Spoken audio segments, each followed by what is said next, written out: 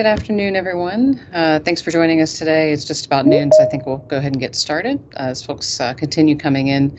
My name is Carrie Riddle. I'm the Deputy Director here with the CINA Center, and we're a DHS Center of Excellence here at George Mason University, just outside of Washington, D.C. And we're very pleased to have you all joining us today for our speaker series, where we host a variety of subject matter experts to discuss topics related to CINA's research, which is centered on approaches to better understand and disrupt network criminal activities. Just a quick reminder to please keep your microphones muted throughout the session today. And following today's talk, we'll have a Q&A session moderated by a CINA Science Committee member, Dr. Allison Redlick. So please feel free to type your questions in the chat at any point throughout the talk today. As we move into the holiday season, I'll share a couple quick upcoming items at the center. We'll be launching our annual request for proposals to the research community in the next 3 to 4 weeks.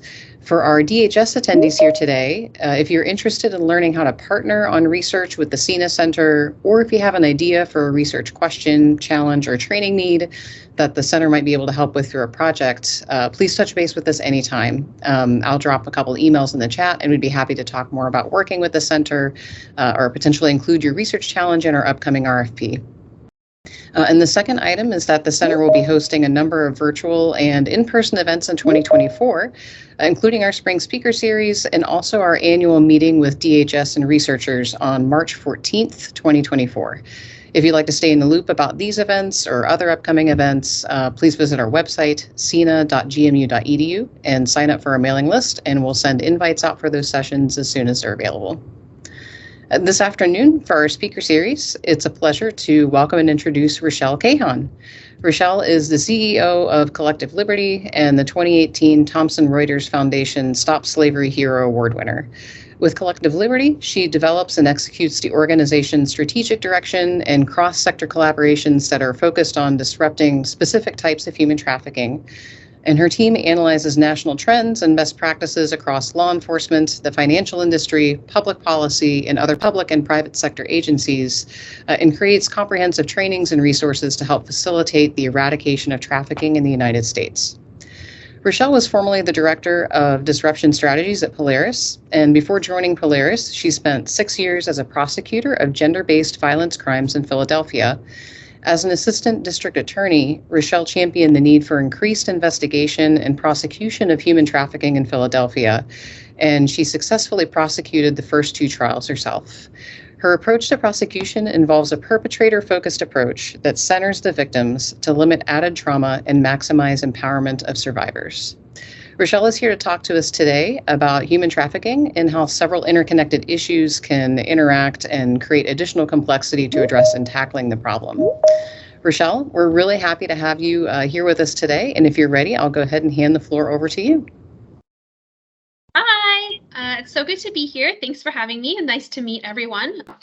Thank you for joining us. So I'm going to talk today a little bit about the trends that we're seeing at Collective Liberty, a little bit of a roadmap for the presentation. I'll introduce myself and our work at Collective Liberty, just to give you a grounding on where our data and where this information is coming from. And then I'll focus on some of the trends we're seeing in sex trafficking investigations and prosecutions, and some of the trends we're seeing in labor trafficking, specifically on the increasing number of child labor trafficking cases that are popping up. And then I think we have a good amount of time available for Q&A, so we can dive deep into any of the things that you're interested in learning more about, or stuff that we didn't talk about that you think is important. So since I was a prosecutor, I'm used to just being interrupted and asked lots of questions, so I'm happy for the Q&A to go that way. Thank you so much for that introduction. I won't elaborate too much more on it, but I want to share just a little bit of the context around how I lived through what all of the line investigators and prosecutors are living through now, so that when we talk about what we can do and solutions that can exist, you know that it's coming from a place of deep knowing, of being in your shoes. So in Philadelphia, it fluctuates between being the 6th and 8th largest city in the country. So at the time I was there, it was the 6th largest city, and our case volume was astronomical. I, in 6 years, prosecuted over 20,000 gender-based violence cases. So the volume is is really bananas, right? And for any of you who have had a trafficking case so far, you know that the amount of effort that that case takes is significantly more than most types of cases, unless you're always doing organized crime.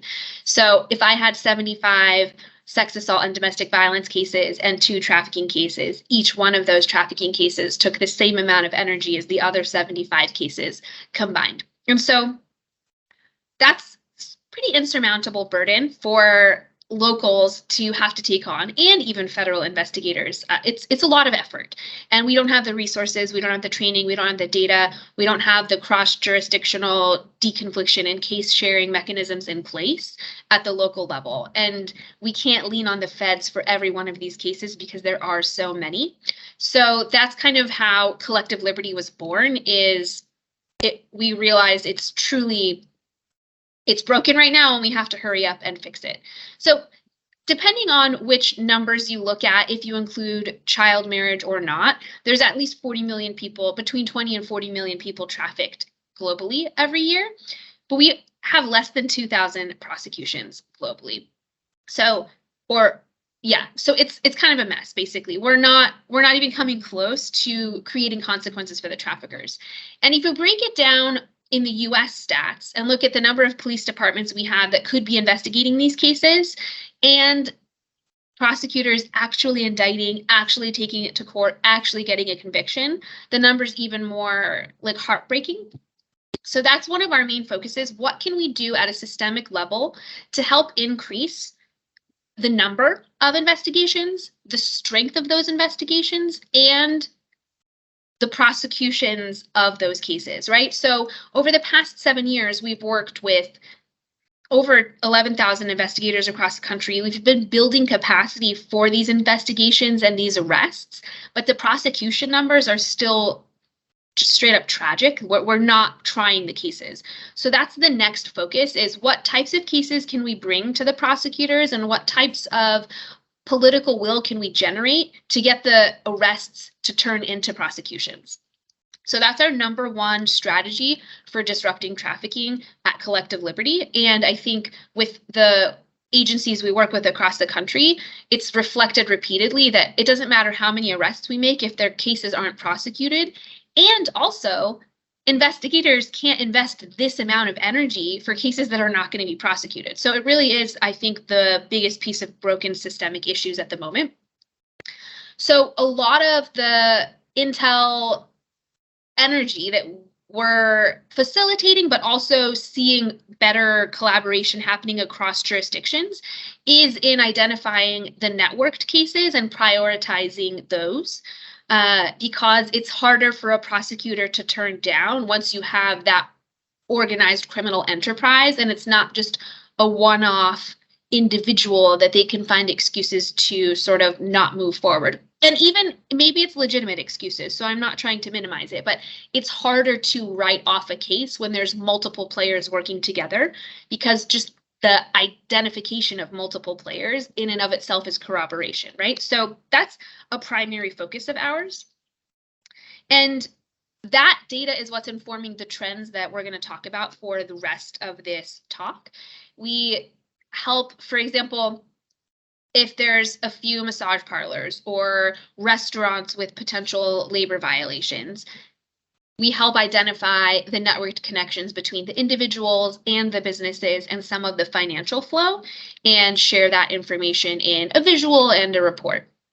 So another area that gets informed by a lot of this work is legislation. So we're able to share a lot of this trend information with legislators and help create contexts and situations that make it easier for law enforcement and prosecutors to bring their cases.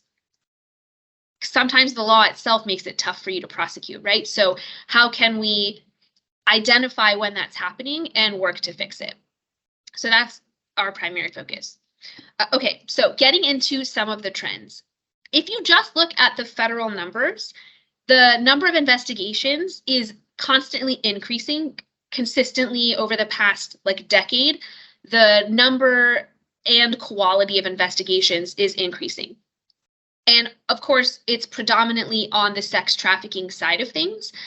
But labor trafficking also, I think over the past 5 or so years has had a significantly stronger financial investment and political public perception investment. So that's been increasing as well.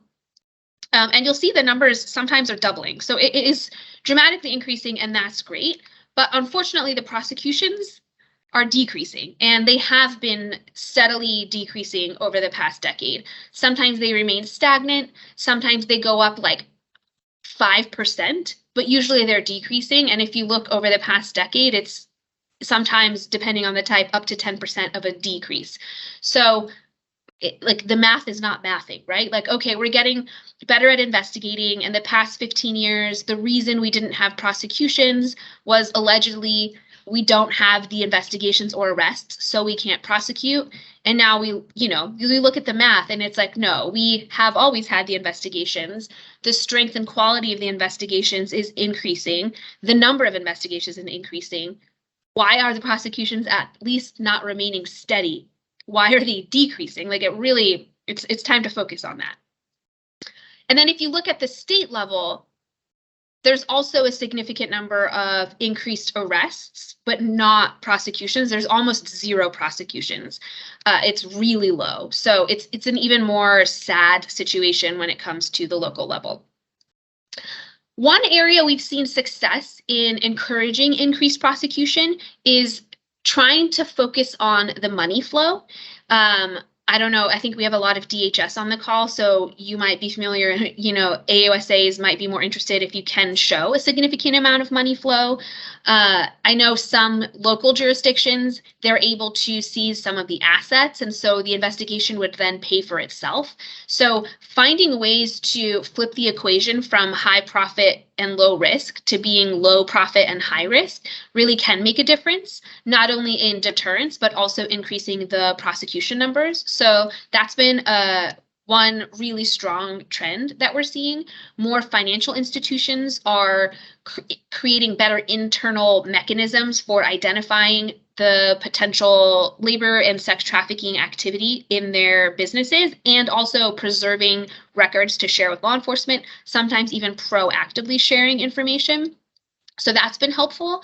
And even just having that financial crime lens brought to the table when it comes to investigating and prosecuting sex and labor trafficking makes a huge difference, not only because you're hitting the traffickers in the only area they care about, which is their money, but also because it's creating corroboration, right? Because when you're able to show who's getting the money, how they're getting the money, who's sending the money, who they're sending it to and when, it's adding layers and layers of, okay, the ads were posted in this area, she sent the money from that area, he received the money even though he wasn't there, so he was still profiting off of it. It starts adding layers to it.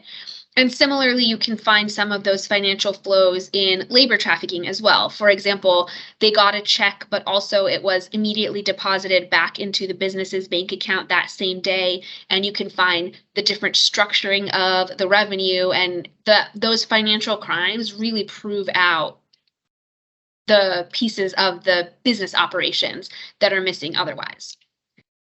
So while it's more obvious when you're investigating the labor trafficking to take that approach, we've definitely seen the stronger success in investigations from the sex trafficking approach following that same angle as well. So when we started investigating and prosecuting trafficking, essentially we're taking the vice approach, which makes sense because every city has a unit that's responsible for enforcing the vice crimes. The vice crimes have been on the books for several decades, right? We know what we're looking for, how to find it, how to build the case, how to prosecute it, sort of what the levels of extreme are. So it's just this built-in, funded, established system and process that it felt easy to fold things into.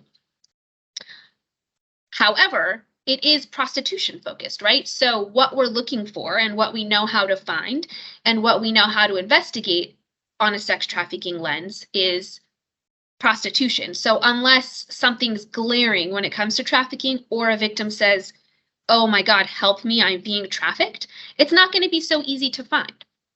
And some jurisdictions even disincentivize it, right? I know in Philly, the vice unit was responsible for misdemeanors. So do they lose jurisdiction of the case they built all that time on once it reaches a felony level? It might shift to another unit. There's a lot of internal reasons why a prostitution case might not make its way to the level of trafficking. Also, it's down to resources, right? Like, are they doing a financial crime investigation? Are they doing an organized approach to finding networks? Sometimes totally, other times not. So it really depends who gets assigned and how it's handled and what the resources are. Also, it still really requires the victim to cooperate to build out the case. It's a lot more difficult with this approach. So when we hear prosecutors complaining about the cases, usually it come to them in a vice style investigation. We also, when talking to survivors of trafficking, the cases where they were most likely to get arrested instead of helped is when the investigation was a vice style approach, because those investigators are responsible for enforcing a prostitution statute. And if they're coming into contact with someone who says, I'm here willingly engaging in prostitution, then they're typically not treated as a victim. They're treated as a perpetrator in that context. So for a lot of reasons, jurisdictions are switching and shifting to, if they still are using the vice approach, to at least making it the special victims or trauma-informed style of investigating. And while that does improve things, it doesn't increase the strength or quality of the case. So, of course, we're not arresting the victims anymore, which is great. But I like to kind of call the SVU unit the cooperative victims unit, right? So if the victim just stops cooperating or recants their statements or otherwise doesn't support the case, we typically don't push special victims cases forward. We really do lean on the victim to give us a lot of the evidence, to be the primary testimony at trial, the primary pieces of our evidence at trial, and a lot of it rests on them. So it's not going to be as strong. There's less corroboration, and of course, trafficking victims are some of the least perfect victims that will end up testifying. So without corroboration, it can be more difficult to prosecute. And it's more trauma-informed than arresting them, but it's still incredibly traumatic for them to know that it's on them whether the trafficker is held accountable or not. So the strongest cases we've seen are when the organized crime approach is used for investigating trafficking. And that often involves police departments that bring in either investigators from their financial crimes units or even narcotics investigators, people that are used to building out the different pieces that, once layered on top of each other, prove out a networked approach to the criminal activity. So, for example, if a narcotics investigation was done well, even if the majority of the drug buyers pass away or are unable to be identified by trial, we can still prosecute that criminal network because there's multiple eyewitnesses, there's significant amounts of corroboration and additional layers of an evidence-based approach to things that makes this case strong. Maybe it's stronger if you have those individual witnesses, absolutely, but it's not a loser if you don't. That is the most trauma-informed way. Those are also the most successful prosecutions because once you send that case file over to defense, it's a mountain of evidence and it's a significant amount of corroboration for a trier of fact, even whether it's a judge or a jury. So these are the ones that have led to the most felony level arrests, successful prosecutions, and significant sentences. It's not necessarily a trauma-informed unit in the narcotics division or financial crimes. They're not dealing with victims on a daily basis. So it's still important to bring in that special victims lens to this type of investigation. But this style of evidence gathering is the most successful at actually stopping trafficking and providing victims a chance at getting out. So that shift across jurisdictions has been gradually happening. And that's part of why some of the numbers of prosecutions are increasing. It's why the numbers of local investigations are dramatically increasing. So hopefully that trend continues. Another trend we're seeing is more and more special victims investigators are being trained on trafficking. And so more and more are finding trafficking in their child sexual abuse cases. Most survivors that we talk to, their first experience with some sort of sexual exploitation was a family member or someone they know. It wasn't like this total stranger. And so that familial trafficking sort of is that first piece of grooming that sets them up to being exploited later. And what's tough about identifying these cases is a child doesn't always know that some sort of commercial exchange of money or transactional conversation happened before they're abused. They just know that they were abused, right? And so they're not necessarily going to give you the whole trafficking case in their testimony. Also, we know children typically don't even report when they're being abused. It often involves someone identifying red flags or behaviors and sort of pulling it out of them. So it's already significantly underreported. And then even once that abuse is reported, it's a lot more difficult to find initially. So it requires prosecutors who are doing those follow-up interviews with the victims, the additional witnesses, identifying other people that can speak to the change in the child's behavior or other specific moments in time that are notable to then build out that case. So it's not something that always the investigators can find before the case gets to the level of arrest and indictment. And as we saw my numbers earlier, prosecutors have a similarly way too massive caseload as the investigators do. So it's not always going to happen. It's not always going to be identified.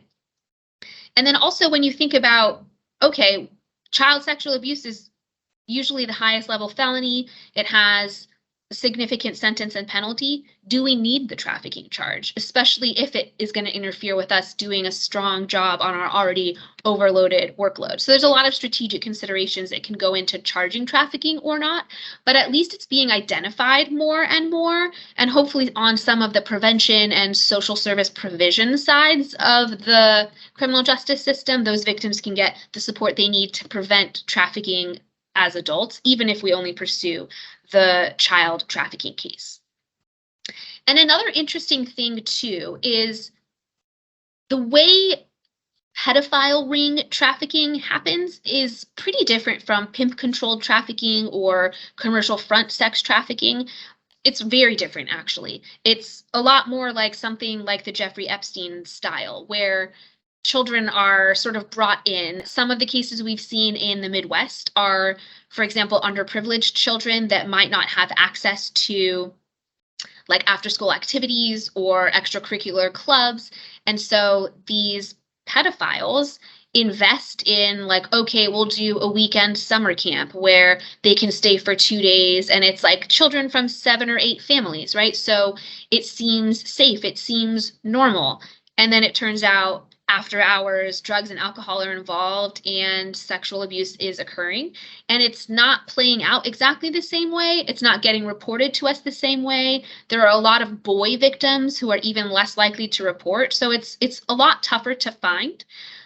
The places that we're working that have identified the most of these types of networks are the ones that also have very high opioid issues or like the high volume of opioid users. So in the Kentucky area, in certain rural parts of Texas, they know exactly when you describe what this potential red flag could be. And it's because they're seeing more of it, right? They're seeing the mom that either is deliberately trading sex with their child for access to drugs, or the mom that herself engages in sex for drugs, and once she's high, her kid gets abused as well. Sometimes it's straight up overt, other times they're just completely out of it and unaware. But that's becoming, it's more known in places where it's seen, but it's becoming more and more identified as those investigators are getting trained in trafficking. And while it's tough, and while you can get a strong felony level investigation against a child sexual abuser, if you're not pulling the information you need to find the network, you're still only getting one piece of it, right? Just like in trafficking, if you only pull one person, the network can keep operating. So the incentive to try, when you do see the red flags, to keep digging and find the other individuals involved, is to make sure that those kids aren't still being abused by the other 3 people in that pedophile network because you only identified one. So it's a lot harder to do these cases. It's a lot less common, but it's still important even if the other felonies are there. Another way we've seen an increase in the number of actual trafficking arrests and the identification of traffickers in a network to use in prosecution is a reframing of the way people read their statute. This is the way most of the federal agencies that provide funding for trafficking frame the statutes. And the reason is it shifts the focus away from we need to find as many victims as we can and focuses on we need to find as many traffickers as we can. And the way we're going to help victims is finding and stopping the traffickers and reducing the number of traffickers that are just operating with impunity.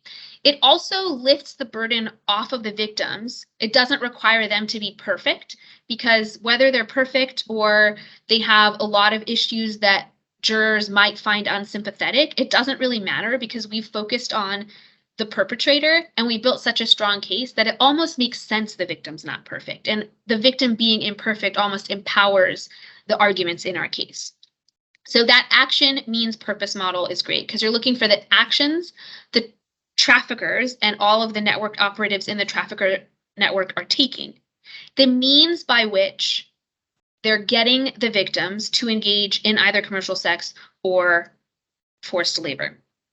So, of course, also the number one means of control we're seeing is coercion, not force. But force does come in if coercion doesn't work. This also helps identify network operatives because quite often prosecutors don't go after the initial recruiter or the person driving the victims back and forth when they're equally under the statute a trafficker.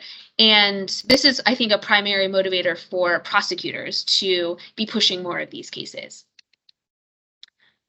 Okay, so I've talked a little bit about the trends on identification and the fact that we don't have as many prosecutions. And another trend we're seeing in the prosecutors' offices that are trying to move forward innovatively and find ways to bring these cases even when they're sort of, not playing out in the ideal way. The innovations are happening around prosecuting without cooperative victims and building that evidence-based or circumstantial case. So if any of you have done homicide, for example, most likely your homicide victim did not wake up and tell you who did it and give you all the evidence you needed. You instead had to find every possible piece of evidence, digital evidence, any potential video that exists, any person that saw or heard or smelled anything, like all kinds of creative ways to figure out what's going on. And that's what's necessary in trafficking. And that kind of makes sense why, fewer of these are happening, right? Because you can do so much of it up until the point of arrest. And still there's a ton of ongoing investigation that happens once the arrest is made. So it's a heavy burden on both investigators and prosecutors. And if you're in the domestic violence unit or the sex assault unit, none of your other cases are set up that way. The internal agency isn't structured that way for the ongoing investigation once the charges are brought. Like it's not meant to be like that. So it's a lot more burdensome, or it feels a lot more burdensome, but it's not always. There's all of the typical evidence that you could get that we, I think, don't even always think of in the domestic violence and sex assault cases because you don't always need so much corroboration, but it's typically all there and available. And what can be tough about it is, like, for example, in my domestic violence or sex assault cases, I would have 10 pieces of evidence at trial.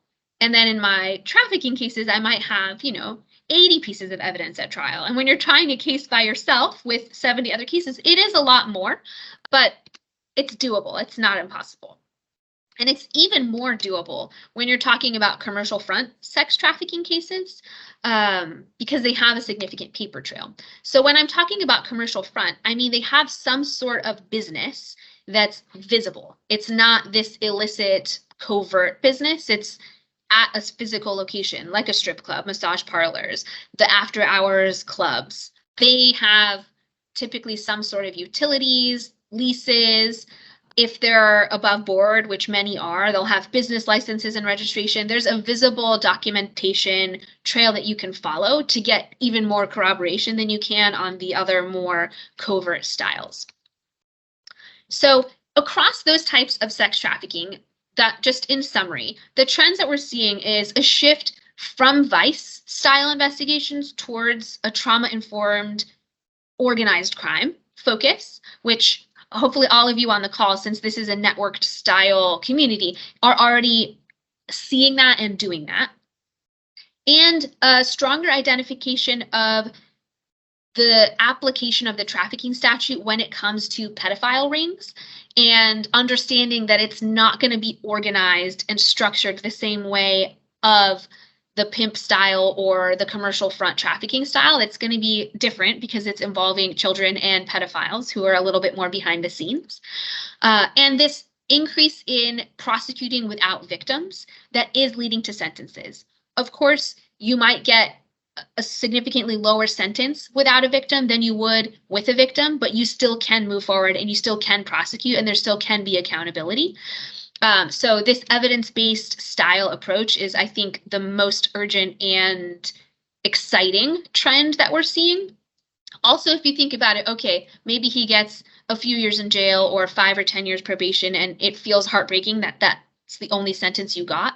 But when he immediately starts trafficking again, the next prosecutor has your entire case as evidence in their case, and he's going to get a real sentence the next time. So this is just how those types of cases are built, right? It takes time. So these are exciting trends that we're seeing on the sex trafficking side. I want to spend the rest of the time talking about labor trafficking and the trends we're seeing there. And then this year, we've seen a significant number of children being trafficked in some of the more dangerous places we typically saw a majority of adults being trafficked. So we're hoping that increases urgency on the investigation and prosecution of the labor trafficking. So you might have seen a few different typologies set up of the way labor trafficking breaks down. We like to break it down by service or industry area because it's similar approaches and styles to investigation. So I'm going to start with the services-based type of labor trafficking. And I'm going to walk through just not every single one in graphic detail, but the ones where we're seeing the most cases popping up and the ones we're getting asked for intel support the most often on, as well as the ones where we're seeing more children trafficked, just to highlight the urgency there. So another interesting, there's been a lot of data collection and analysis at the federal level on child labor violations over the past 5 to 10 years. And the DOL released a study saying that up to 283% increase since 2015 of those violations. So it's kind of at a fever pitch right now. It's not going great. And that's just of what was reported, right? So we know that it's probably significantly more than that. And here's just a graphic visualization of what that looks like.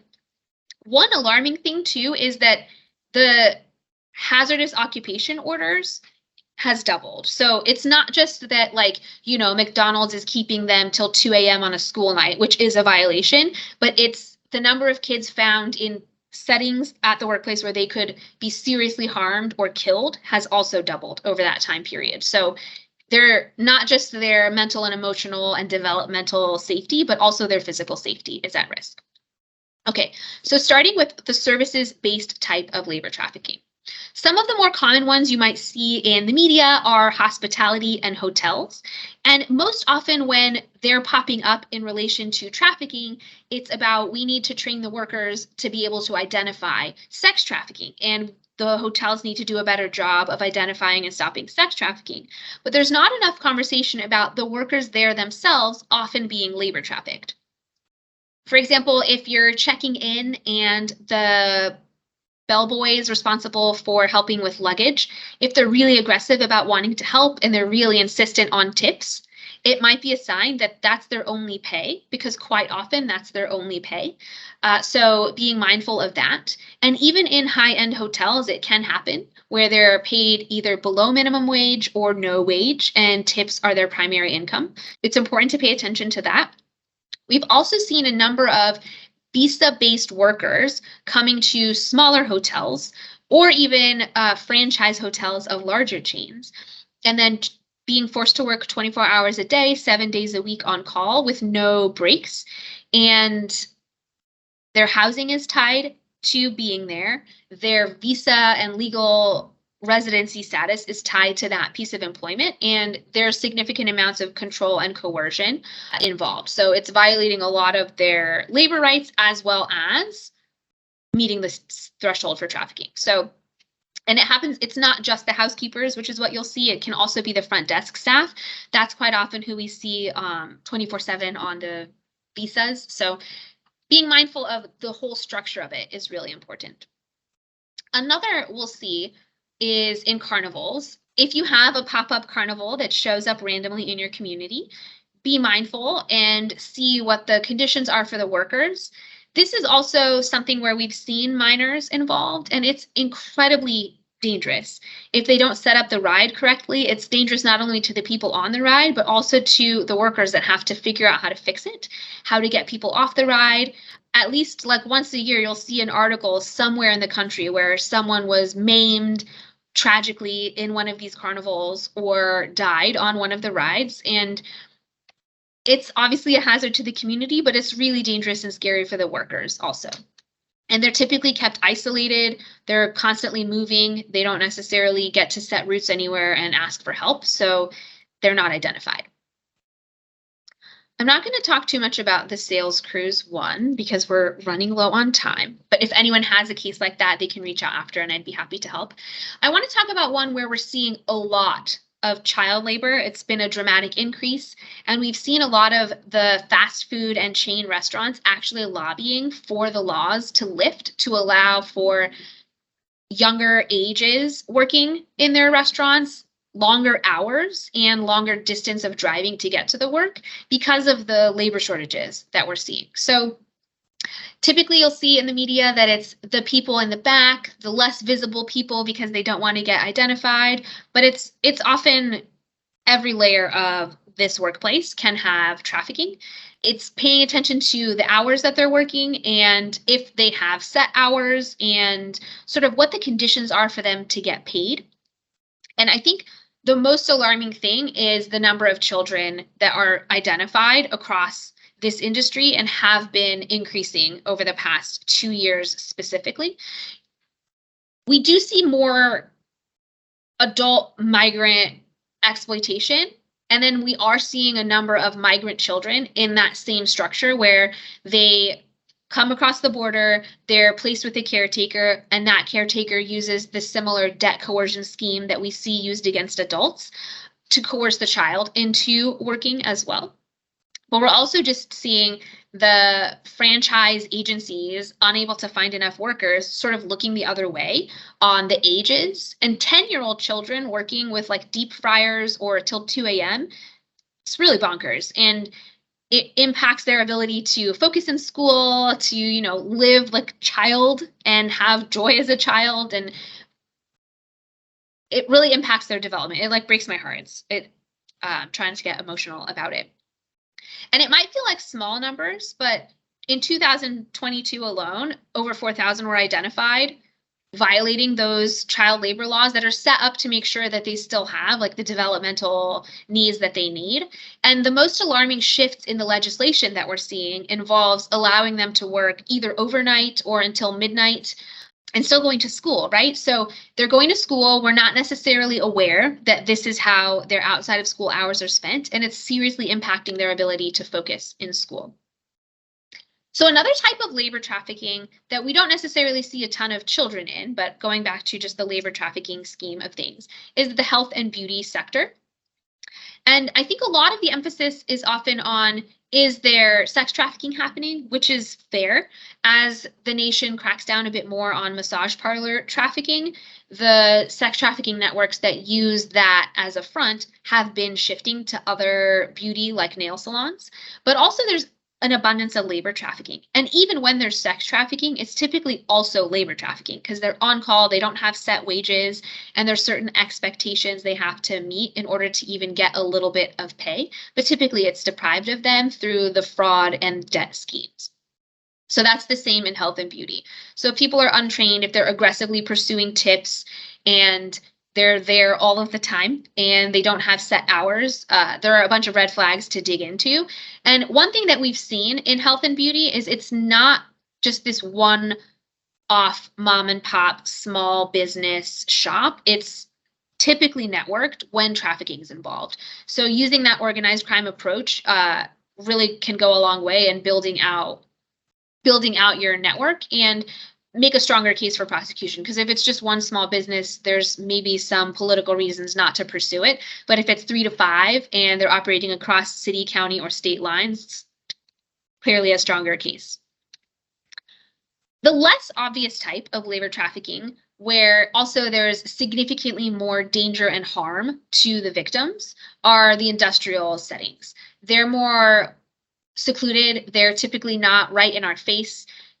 The general population isn't going to just walk right in. Typically, it's fenced off and security code access only, so the general population can't just walk in, and it's a lot more difficult to identify. You might have been seeing this video going around showing like this is what cobalt mining looks like. So all over the world, the precious minerals and extractives are where children are often trafficked alongside adults, and some of those even children are preferred because they're smaller bodies and fingers. They're a little bit more agile in some of those settings, but it's incredibly dangerous. Like the tunnel can collapse. There's all kinds of tools and machinery they have to use. It's dangerous. So it's not great. Adults are equally at risk and in danger here, and they're not protected. They don't have the right security structures set up. And typically it's the same debt coercion that you'll see across other types. Construction, you can imagine, is dangerous, and there's typically visa holding workers there that their employment is tied to their visa. So if they don't get paid, if they are rotated around, if they're injured and not provided medical assistance, if they quit that job, they also lose their legal status. So it's a built-in structure of coercion that the traffickers can use to exploit them. And it's dangerous standing on like a really tall building and standing on this machinery, using this machinery. And we're seeing an increase in the number of children also being found on these sites, and catastrophic injury children are experiencing on these sites. So like at minimum, we should be able to say, okay, I see a child working there, so that shouldn't happen. And out of the industrial type, this is the most visible and the most likely that if people who come into contact with the construction site or the workers or the business are going to be able to identify it, because it is typically happening in that public setting. It's just sort of like not a place where people are going to go visit on purpose, but if people are trained and paying attention, they might be able to identify it. Agriculture, I think as a nation, we know it's a really abundant problem that the adults, it's again, visa-based work where their work is typically tied to that employer, and the pesticides and chemicals can cause serious injury if they're not treated properly. What's alarming is the increase in number in children, and a lot of the labor laws around agriculture are relaxed because it's seen as vital to our economy. So the workers are not protected, and it makes it even easier for child labor rights also to not be protected. So this is one of the largest number and volume of children that we see in the labor trafficking space is in agriculture. It's also one of the largest for adults as well. It's an abundant issue. The most like enraging one to me is meat processing. That's the highest on my list of we really, really, really need to fix this. Factory-based work is often the most dangerous. It has assembly lines, significant machinery, really powerful machinery, and the pace is fast. Factory-based work is typically self-regulated. They get to set the speed of their assembly lines, the structure and internal processes of what's going on inside. It's up to them, and typically it's discretionary. During the pandemic, the small wins that were earned in helping manage the internal regulations on behalf of the workers were lifted as an urgency for our internal supply chains, and they haven't been reinstated. So it's really not great. And then you'll see all kinds of OSHA violations with lost limbs, carpal tunnel, people dying inside the machines. Like, not to get too graphic, you know, just maybe don't think about it, but really tragic. And that's just what gets reported and what's identified. And then the scariest thing to me is more and more children are working in that setting. So I don't know how many of you recently carved a turkey for Thanksgiving or are going to be responsible for carving the meat during the December holidays, but I'm pretty sure if you had an assembly line moving for a minute and you had to perfectly so that it could be sellable in the grocery store, carve and butcher that meat, you would not be able to. So they're using incredibly sharp knives. They're incredibly skilled, and it's really risky, the pace that they have to go at. And then the fact that just this year alone, in one of the food safety agencies, 31 kids between 13 and 17 were identified as being trafficked or as working in those settings, that's alarming. A number had severe burns and lost limbs and deaths in those meat processing facilities as well, one as recently as July of this year. So there's not sufficient oversight. When it comes to the adults, there's also,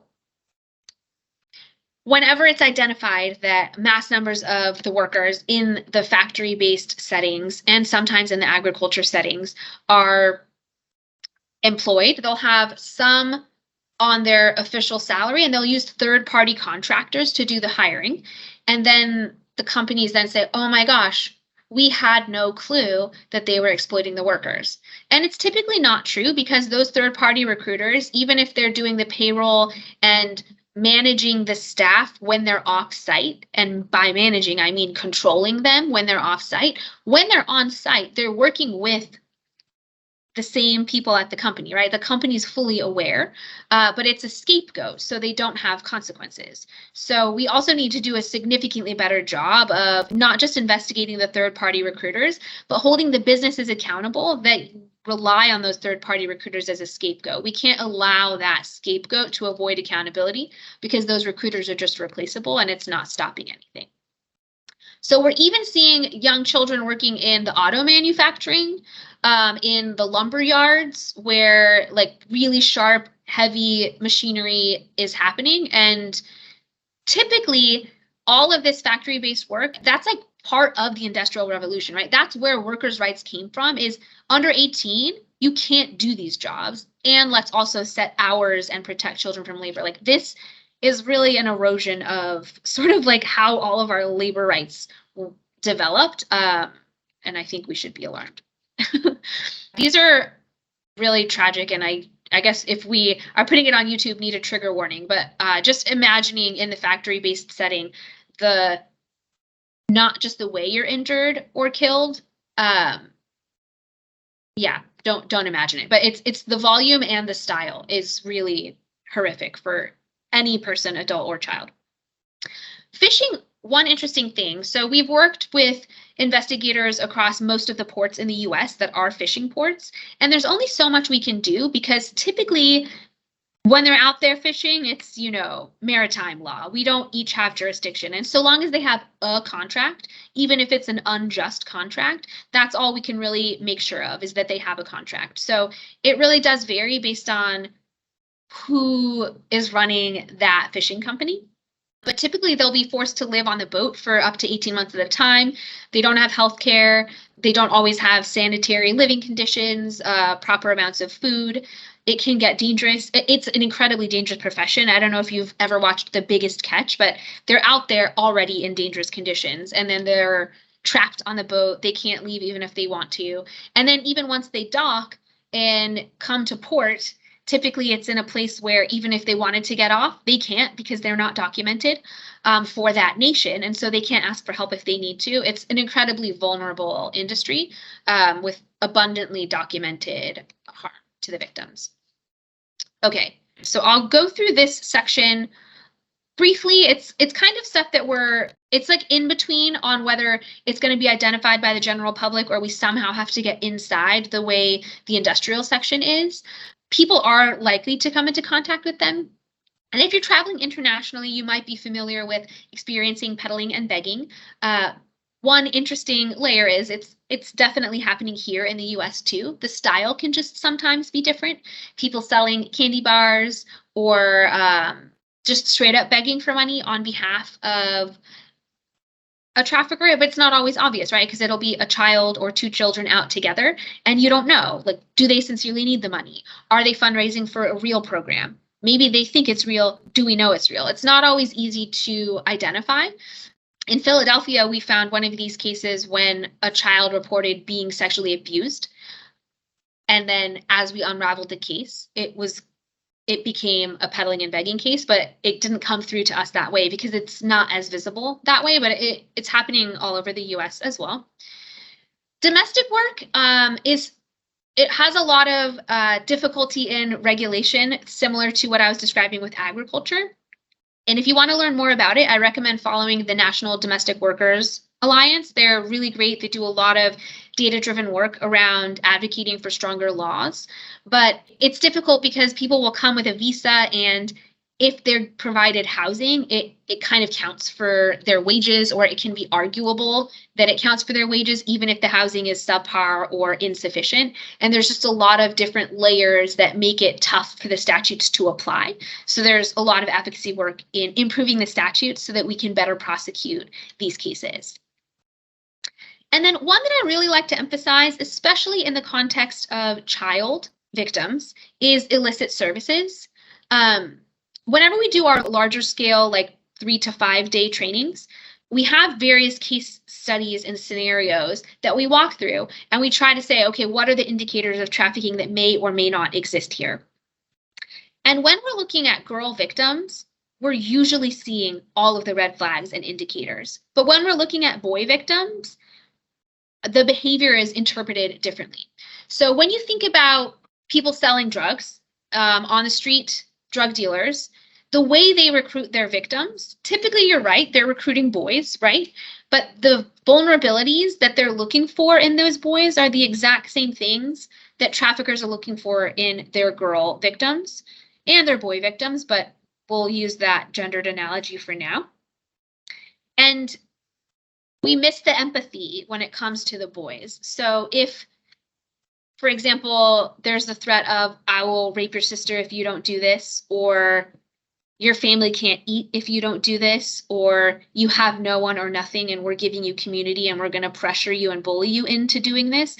Those are all of the tactics that a pimp controlled trafficker or another type of sex trafficker will use against their victims.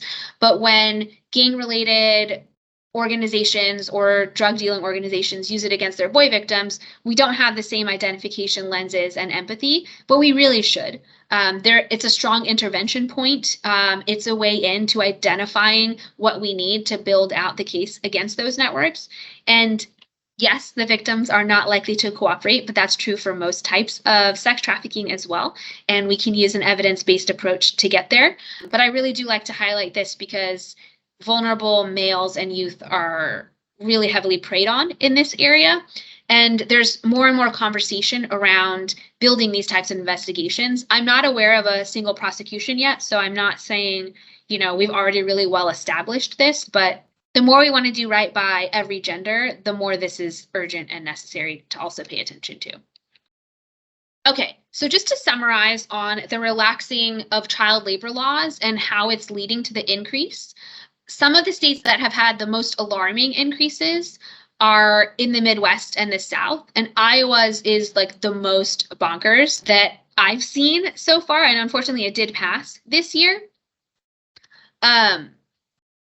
I don't know if every state is like this, but in California, you can't even drive alone, I think, till you're 18. At least 16, you have the permits. So under 15, driving up to 50 miles in the middle of the night, it's like, what's going on here? Do we even care about these kids? Are they tall enough to see over the steering wheel?